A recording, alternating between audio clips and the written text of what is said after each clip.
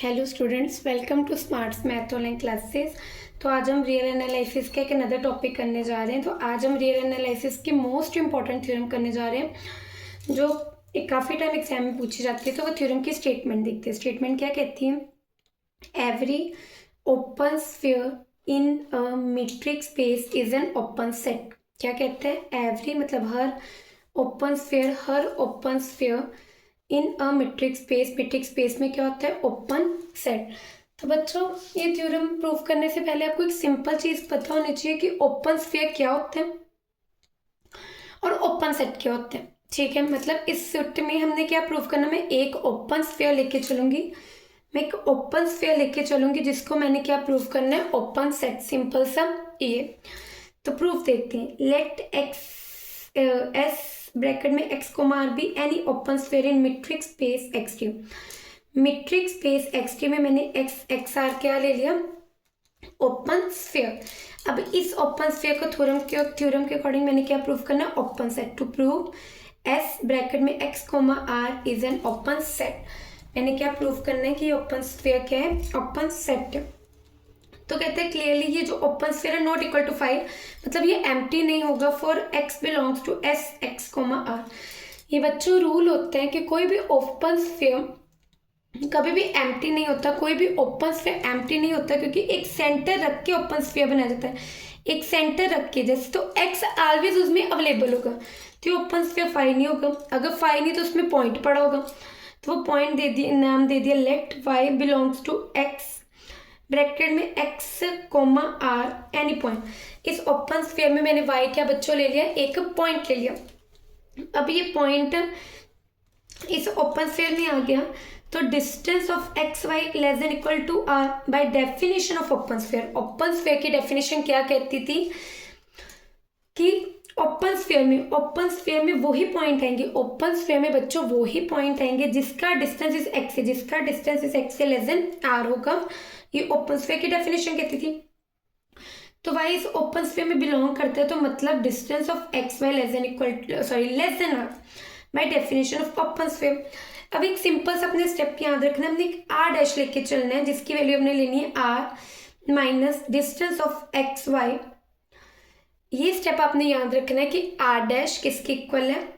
Are minus distance of x y. कहते हैं clearly r dash greater than 0, कि r dash greater than 0 होगा, positive होगा। तो कैसे होगा ये मैं आपको बताती हूँ। अब स्टूडेंट्स देखो, distance of x y less than क्या है? R. Distance of x comma y के less than are.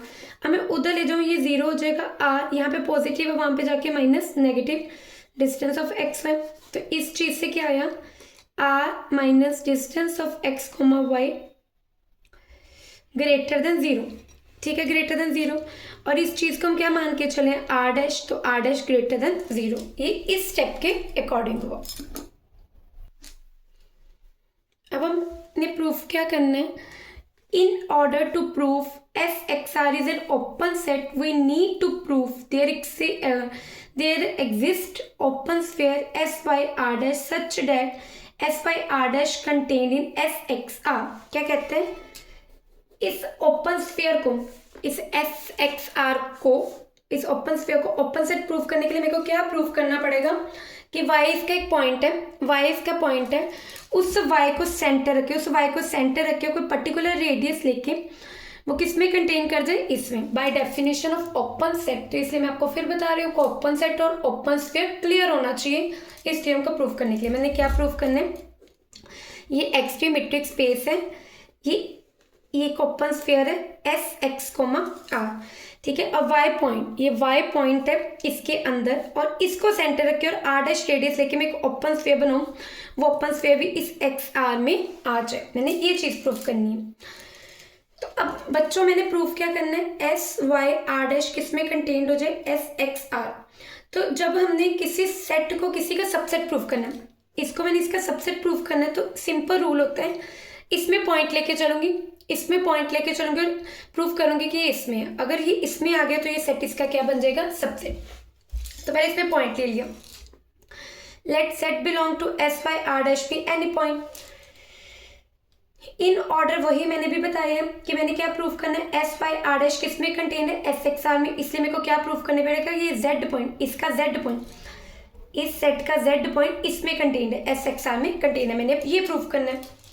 Since Z बच्चों किसको बिलोंग कर गया, open sphere y comma r dash, तो इसका मतलब distance of y z less than equal to क्या हो जाएगा, आर डैश। ये क्यों होगा, by definition of open sphere. इस इक्वेशन को पहला नंबर दे दो, ठीक है, क्योंकि ओपन स्फीयर में वही पॉइंट आते हैं, सेंटर से उसका डिस्टेंस क्या होना चाहिए, less than radius. Since xt is a metric space, xt क्या है, मीट्रिक स्पेस है, so on the basis of fourth property metric space, हम मीट्रिक स्पेस के फोर्थ प्रॉपर्टी लगाएंगे, ठीक है, xt के मीट्रिक स्पेस और उसकी फोर्थ प्रॉपर्टी लगाएंगे, triangularization, distance of x z less than equal to distance of x comma y plus distance of y z. Simple, कुछ नहीं किया मैंने, fourth property of metric space लगाई है। कहते हैं ये आगे distance of x z less than हो जाएगा distance of x y plus r dash, क्योंकि बाय फर्स्ट हमारी इक्वेशन क्या बनी थी, डिस्टेंस ऑफ वाई जेड किससे लेस देन था, आर डैश, तो ये वाली चीज किससे लेस देन होगी, आर डैश।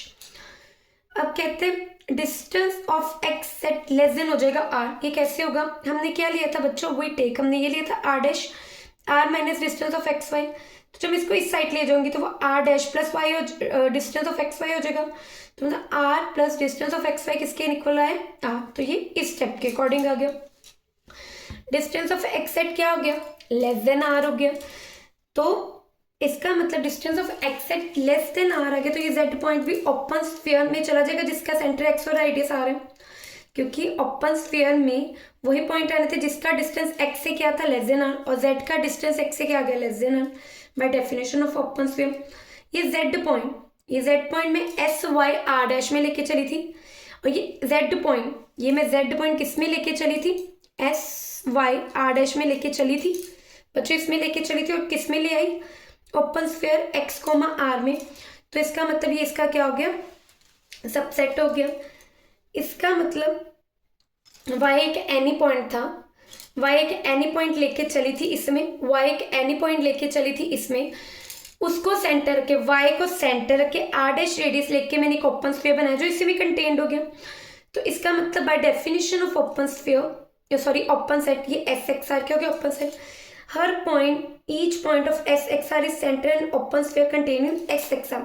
ऐसे मैं प्रूव कर दूंगी कि हर इसका पॉइंट लेके जाऊं और उसको सेंटर के ओपन स्फीयर बनाऊंगी, इसमें प्रूव हो, इसमें चला जाएगा, ठीक है, ओके, कि y पॉइंट लेके चली थी एफ एक्स कोमा आर में, उसको सेंटर रख के रेडियस आर डैश लेके चली और वो मैंने कंटेन्ड करवा दिया एफ एक्स आर में, तो by definition of open set S centre x radius r is an open set.